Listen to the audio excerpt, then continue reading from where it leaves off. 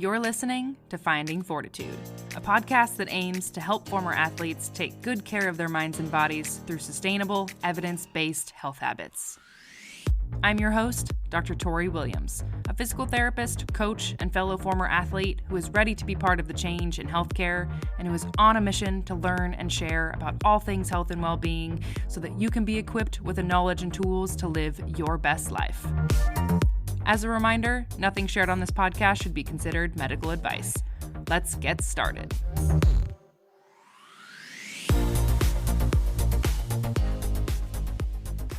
All right.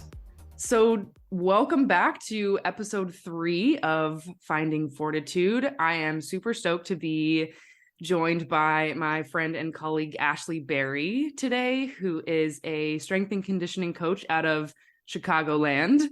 And I wanted to have Ashley on because, first and foremost, she's an incredible human who I had the pleasure of connecting with for the first time at a business conference for health and fitness professionals about a year and a half ago. And we pretty much hit it off right away. And honestly, I came home from that conference and I told my fiance, like, I met the coolest person and I don't know how, but I'm going to work with her someday. And so, needless to say, we stayed in touch and she has agreed to become one of the guest coaches for my online multidisciplinary group coaching program, Former Athlete Fortitude, which I talked a little bit about in the last episode. And if you haven't checked that out, I'd recommend going back to give it a listen. But we've got our first official cohort coming out this April, and we'll be talking a little bit more about that today and giving you a bit of a sneak peek into the program and what you can expect. But first, Ashley, thanks for being on the show. Thanks for having me. I'm stoked to be here. Very excited. I think we connected through like softball. That was like our big thing. Definitely. We both played softball, and you connect through a sport and you just immediately. Yep. Yeah, I totally agree. That was the first thing. And of course that's what's continued to kind of connect us even now. And then obviously much more than that. So why don't you tell us a little bit about yourself and your background as an athlete and now coach for those of you who may not be, or for those listening who may not be familiar? So I had played sports pretty much my entire younger life. Softball ended up being the one that I stuck with all through college.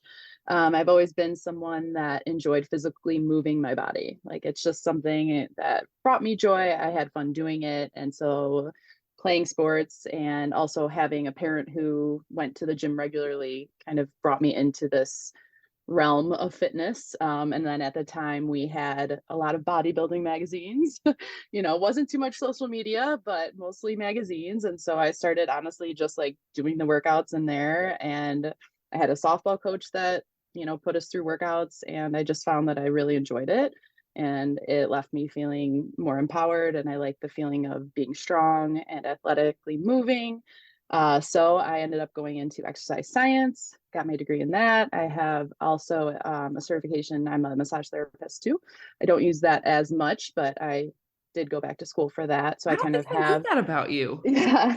Oh So I have that background. Cool. It was really cool because it really complemented what I had learned through exercise science and kind of the different modalities of using different ways just to use movement and, self-massage, self-manipulation. And so it's really been helpful to show my clients different things through that lens as well.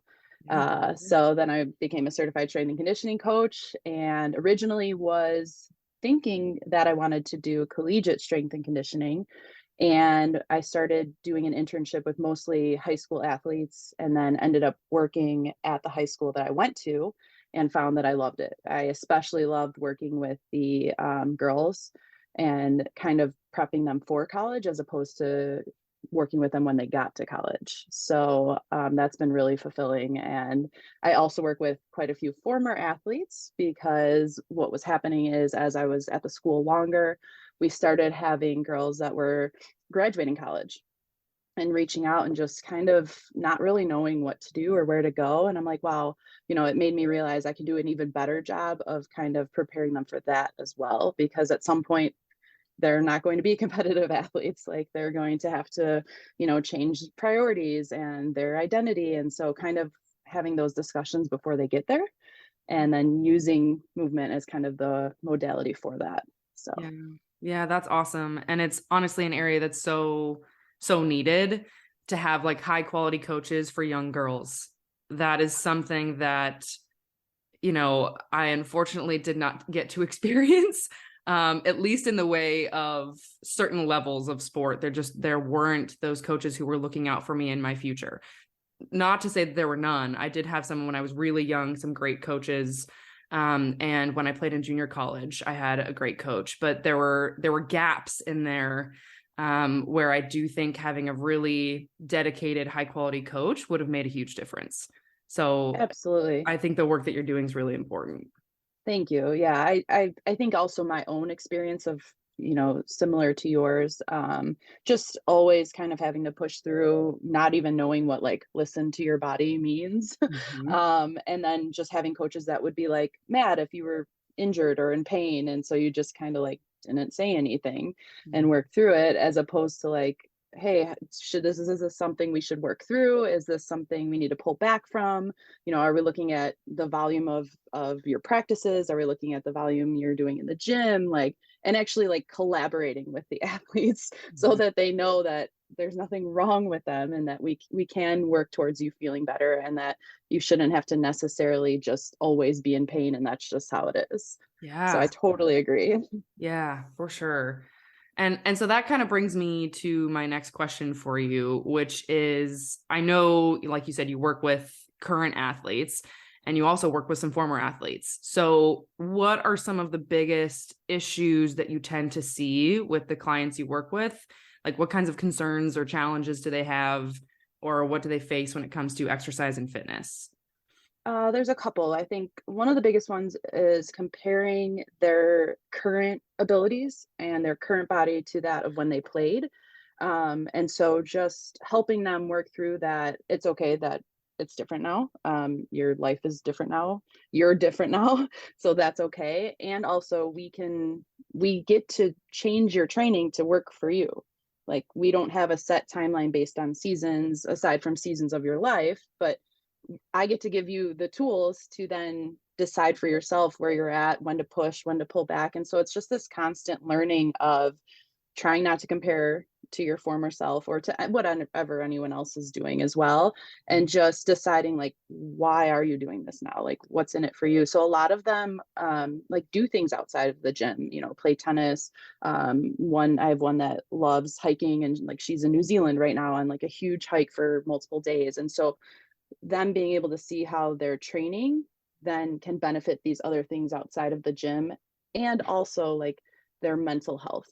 Not that training is necessarily therapy, but it is therapeutic.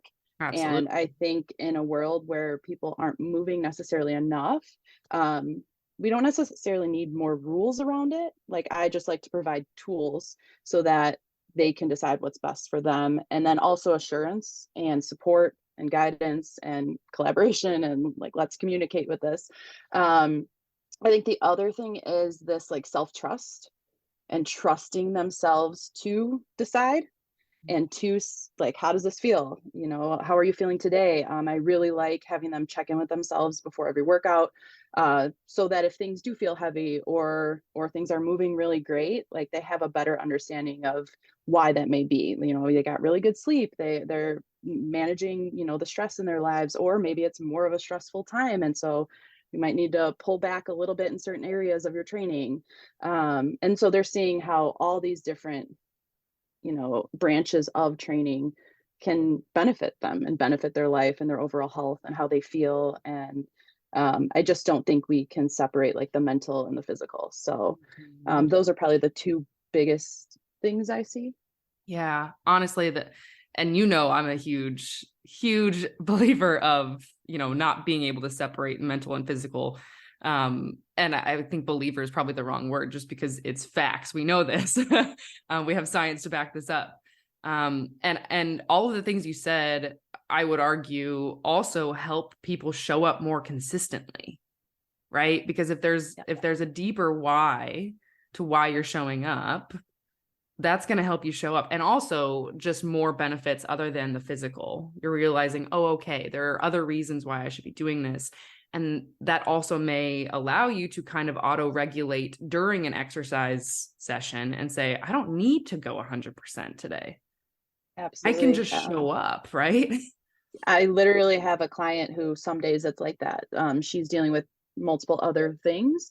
And so some days for her just getting there and just again reinforcing the habit of walking through that door, driving there, doing those things is huge. And that's like I'm really big on small wins. And sometimes like her small win is getting out of bed and coming to the gym because the amount of energy we have to give isn't the same for everyone depending on what you're dealing with and depending on what's going on in your life during that time. And so for her, some days it's like, all right, let's get through your warm up. And, maybe she does 10 minutes on the bike with nasal breathing. Yeah. Like she's there. And I would much rather see that than someone who feels like every time they come, they have to just be beat to the ground. And so they don't come sometimes because they feel like they can't handle that. No, like, let's adjust, and then also giving her the permission to do that so she can do it herself. And she was like a D1 volleyball star, like coach D1 volleyball. So she's like been in it. And so for her to be able to step back and adjust for her life now has been huge, huge. Yeah. And that I think is probably one of the biggest keys to being able to adopt more consistent exercise as a former athlete, right? Is kind of making that intentional shift from I have to do this, I have to show up, this is my job, I need to work hard, to I get to do this and I get to choose my own journey. The choosing and so also we talk a lot about being okay with changing your training up. So I provide the programming and everything, but it's not like you have to follow every single thing to a T. Like I want to empower you to trust yourself that if you're not feeling good one day and say we have, I don't know, an upper lower split days, you can switch your upper with your lower because you feel like it's less taxing on your nervous system. Or maybe you only do like your first exercise and you save all the secondary moves for another workout another day. So I'm big on flexibility, being adaptable, because you're much more likely then to stick with it than again rigidity and following rules, because the rules aren't the same as changing habits and building trust with yourself and the self-confidence with that. So yeah and it's interesting too, the other thing I'm thinking as we're talking about this is the thing we haven't mentioned is the accountability piece in terms of having a coach. Can you speak to that a little bit about like how that can really help with consistency? absolutely. I mean, accountability, having someone will be there for you. And I think accountability also has to go hand in hand with trust. Like we need to be able to trust that that person is going to hold us accountable and also be compassionate towards us and our lives. And we're all humans and we're just doing the best we can. And so I think those two kind of have to go hand in hand so that it doesn't become something that is more harmful. I see a lot of this like self-discipline and just show up and like, yes, show up, but show up because it's for you and you're building a habit and you trust yourself to make the adjustments you need, not show up and just beat yourself into the ground every day and then you feel like hot garbage for three days after. Like that's not that. And honestly, it's not really that beneficial to you. I'm not saying you're not going to be sore some days or there's going to be harder days than other, of course, but sometimes a small win is taking a day off from the gym. And so to just constantly say that you need to be more disciplined and you need to get here, well, what does that look like? Like, yeah, self-discipline, and also how can we be compassionate to where we're at and what we're dealing with? And I mean, it's just we got to play the long game. It can't be this whole like almost like immediate gratification. I need it now. No, like what are we working towards? So especially because some of the women that come in think that it's like weight loss. Like that's what I do have some that come in with that. And sometimes I'll refer them out if I feel like that is something they want and that's like where they're at. That's just not the coach I am. So I'll refer them out.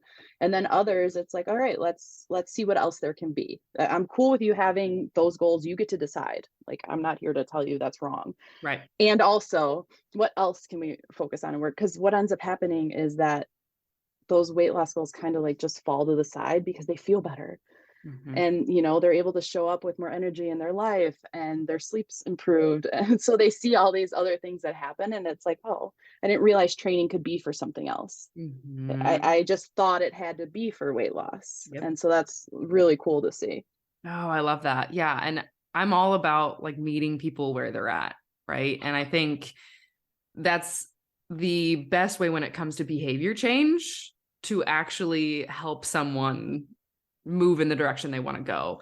It really is meeting them where they're at and then just showing them the possibility, like you said, that there are maybe other reasons that you could be doing this, and then kind of lead them down that path of self-discovery, which brings me to the next point, which is, what are you going to be offering in this upcoming group coaching program, Former Athlete Fortitude? Can you give us a little bit of a sneak peek into what that might look like?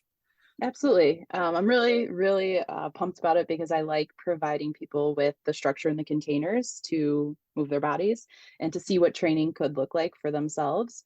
So I provide a training program for the 6 weeks. You actually get longer than that. So you'll have access to the program for a little bit longer, so that in case, because again, rigidity is not it. So there are 4 workouts a week. And if you don't get all 4, you don't have to do all 4. Like, again, you get to decide. So if it takes you longer to finish, it takes you longer. That's part of the process of learning, to work with yourself and trust yourself to make those decisions. So I provide the training program.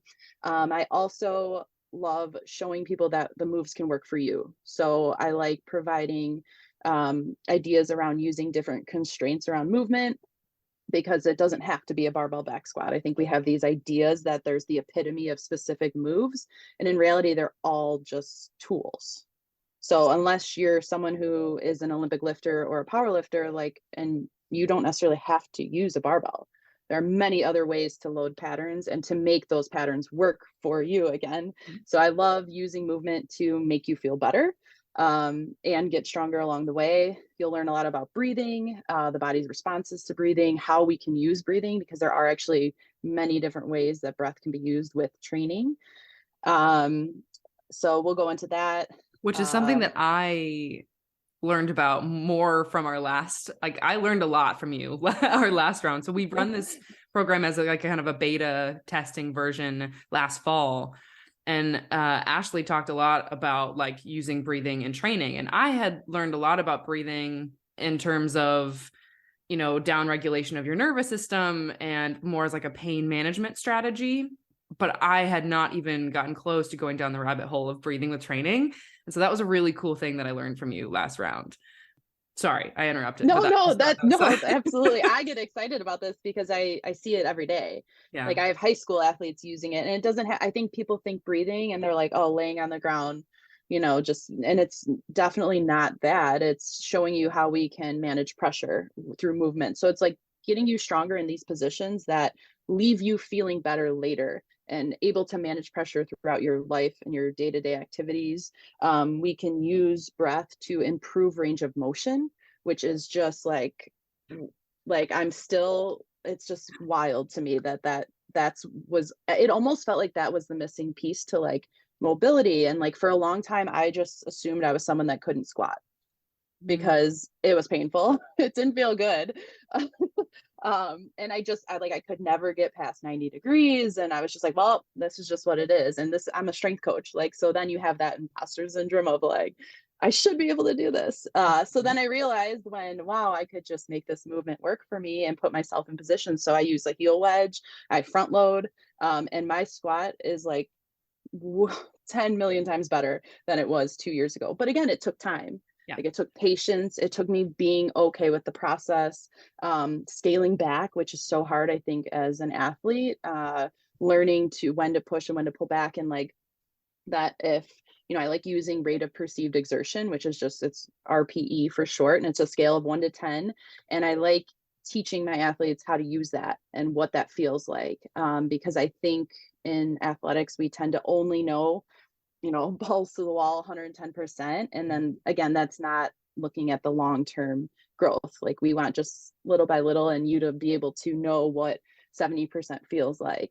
And same with conditioning. It's not always going to be this high intensity conditioning. Like I'm really big into like zone 1, zone 2, which are levels that you can maybe hold a conversation with. I like using nasal breathing.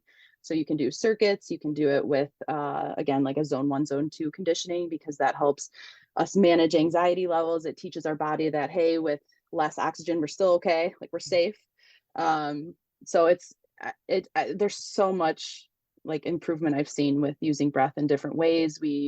Teaching bracing from a different perspective. I think there's a lot of different ways to teach it, and some work for multiple people. But the one I like to teach is the stacked position, which is more of like a rib cage over the pelvis, because it carries over again into our lives and our daily activities, and then being able to manage pressure in that way. So we get strong in these positions, and then we also like to move athletically. So there are some jumping. Jumping is great for tendon health. There are some, what I call, or not I, but called co-contractions. It comes from, if anyone's listening, Franz Bosch, you can Google that. And that's just the ability to contract like both sides of a joint, which is huge for tendon health and being able to kind of load through those tendons. So I think everyone has the capacity to jump and run, and that's kind of the point of training the former athletes that I have. Is like, if you want to start running, I want you to trust yourself and be able to do that. If you want to start playing in some rec league with something, like I want you to trust that you'll be okay. So, and it may take time for you to get there, right? Like you said before, it may take time. And I think that's important to highlight, because a lot of us former athletes think, well, I want to do it now. I used to be able to do it, so why can't I do it now? And there's this kind of like shame spiral that we can get into. But one thing that you mentioned too about like RPE is something that I have almost always used with athletes or former athletes, because of that tendency, especially in a rehab setting, for people to go 100% and to really go all the way out, and teaching them that you don't have to do that. And in fact, there's a range at which we can work at and still get adaptations, and, and then also apply that in a pain context, is really important. So I love that you brought that up. Yeah, but that's huge. One other thing I wanted to go back to that you mentioned when we started talking about the program is, you said you're offering a training program, but I think it's important to say, it's not just going to be like a PDF, here you go, go try it, like bye kind of thing, right? You're going to be offering a lot more support than that. Yes, I should have elaborated on that a little bit. So it's, again, not just a PDF. I know that you can buy programs online. This is a little more interactive. I use Train Heroic, which is an app that you have videos of me showing all of the moves. You have cues that you can use. You get to keep your weights. You get to keep your reps. You get coaching from me, so you can upload videos if you want, like form checks. And then again, it provides this structure to your training, and then you get to adjust. So that way you don't even have to worry about, what am I going to do today? Like you get to decide. You already have the program, the foundation, so you get to decide, and then we can communicate. And maybe you need to adapt something to fit your body better, and you're not sure what to do. Like, you just shoot me a message and we get to communicate through that. So it's a really cool app, and I use it with all my athletes. And it also asks at the beginning, you have 5 questions, and it runs through a 1 through 5. How's your stress? How's your energy? How did you sleep? So these things that you actually have to take a second to think about, because otherwise we tend to be on autopilot a little bit. So it kind of forces you to be like, oh yeah, I didn't sleep well last night. Maybe, see how my squat feels, and maybe I need to pull back a little bit, or maybe it feels great, and you can just keep working. But just taking that second to check in is huge. Yeah. So it's the coaching piece. The people who sign up for this program, you are going to receive coaching through this app. So it's not just like here's your program, okay, good luck. It's no, here's how you do this. Ask me questions, send me, your feedback. Let me help you modify that. Encouragement, all of that. So Yeah. even though this is a group coaching program that involves, the other pieces, which I'll talk about in a second, this piece is so valuable. And I am so grateful for you for offering this, because this just really makes this program just that much better and a better resource for former athletes. So Yeah. thank you. It's what I mean, it's what I love doing. So it's really easy to provide that. And I saw somebody had put up a thing the other day and it was like, cutting the cord is 1%, knowing which one to cut is the other 99%. And that's, I think, what coaches get to provide is that 99% of like, hey, here's what we can do. Here's, how you can navigate this. Let me give you, because I coach through a lens of education. I do think it's important for us to learn about our bodies and to know, why things may be happening, because it causes us to kind of buy in a little bit more and also develop our relationship with ourselves. So I do think there is an educational piece to this, and that's going to be, I mean, worth every penny of this. Absolutely. Yeah. And honestly, like, I have a coach. I think you have a coach too, Yeah, I right? have a Yeah. couple. So coaches need coaches too. And this is because there is something to say even about just taking that mental load off of you, and having someone else who you trust, like we said earlier, to really program that for you. And that is like such a beautiful thing when you have that trust in someone who can help guide you through a process. And that's what we aim to provide in this program. Absolutely. So let me get into a little bit more details about the program. And then I have one more question for you, Ashley. So it's going to be running from April 17th until May 26th. It's a 6-week program. There will be each week some short education modules on different topics. So we have Ashley coming in, of course, to talk about fitness and exercise and all of the things she just mentioned. We have a registered dietitian who is going to talk about nutrition. We have a stress resilience coach who's going to come in and talk about stress management and mindset and mental health. And we have me, who is going to give you some information about pain and pain management and injury risk reduction.